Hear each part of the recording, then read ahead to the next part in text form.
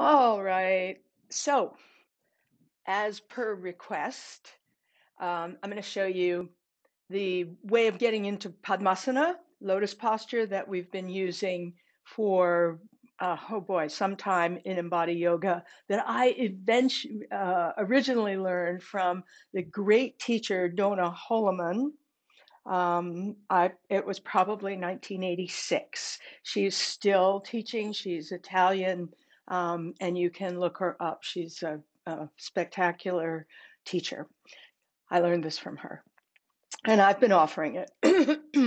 um, First thing about Padmasana, lotus posture, is that you don't ever need to do it. You don't.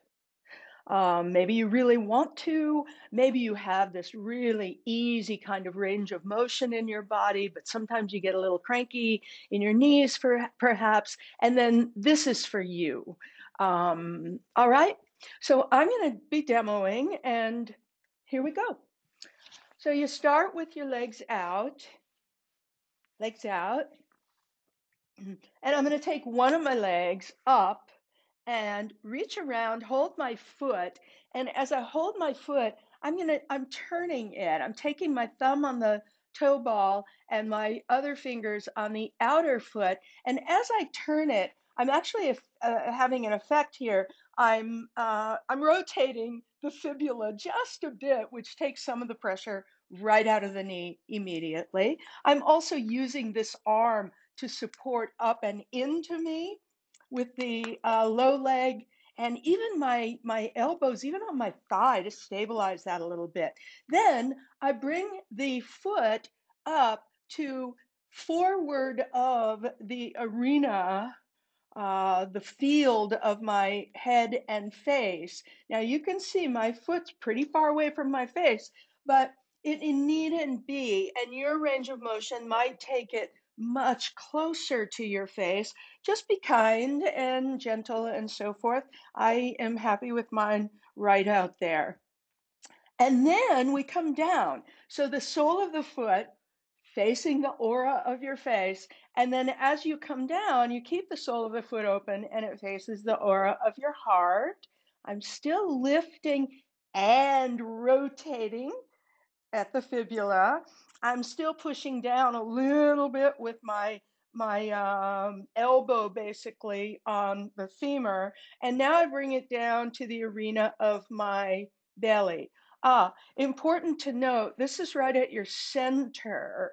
This is not over to the side or something. You're right at the center.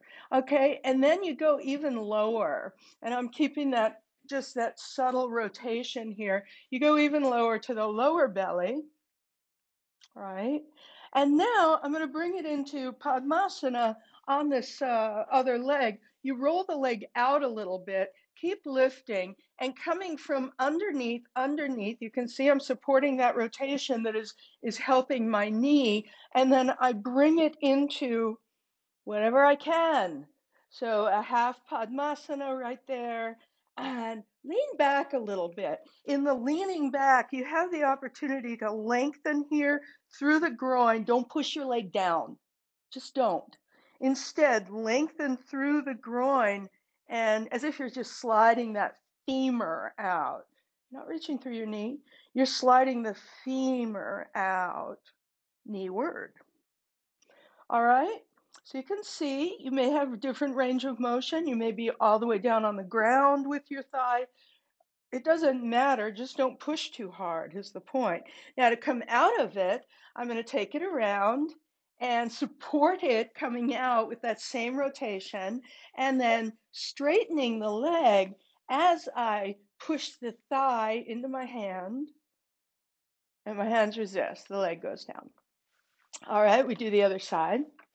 So remember, this is a sequence in order to get into Padmasana. It's not a thing. You're not just jumping into Padmasana here. All right. The thumb on the toe ball. My support underneath here with my forearm, which is just giving support to a possible rotation there in the fibula. Don't crank on it. It's just like, oh, you could go that way. And then the sole of the foot faces the aura of the face. Your foot might be right on your face. Don't come forward like that. Sit up. sit up. Some of you are going to need to be on blankets for this anyway so that you don't over flex your lower back. And then coming down, and I'm continuing at the arena of the heart here. And then keeping that spin of the foot, which is literally inviting the fibula to rotate rather than taking the torque in the knee joint. The fibula is helping out here. And then belly and low belly, and then opening lower leg and bringing it around. And you can even flex this foot on here if you like, and you take it out and down, not down, out and down, not so down. So you will have a different range of motion, different situation in your hips, some of which, by the way, very importantly, are not things you want to get rid of. Some of it is your structure. So here you could, if you like, bring a leg under and you have a half Padmasana posture, right? What you're looking to not have is pain in the joints, certainly the knee joints, and also not the hip joint. Now let's bring it around. I'm taking it out and I'm pushing thigh into hand to straighten my leg. That helps create the space, keep the space in the knee joint. And now we're going to go into what will either be a full Padmasana or it'll be a half or something else. Again, you may need blankets under you. All right, I do the same process again. I take it up, I bring it down, I'm breathing it through, I'm letting things move a little bit, and then rolling it, I bring Padmasana half, right? Half. So what can you do at this point? You have the choice. You can yield down and reach through that thigh. You can take your arm under. So I've got that same support. I'm under and I'm slightly rotating the fibula.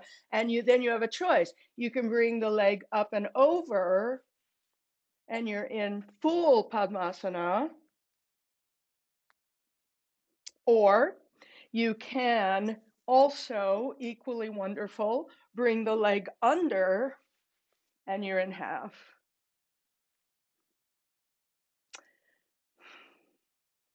Half Padmasana, full Padmasana, none of it is necessary. There are many, many delightful seated positions that are just fine for any of the yogic processes that we do seated. So thank you. Thanks for watching.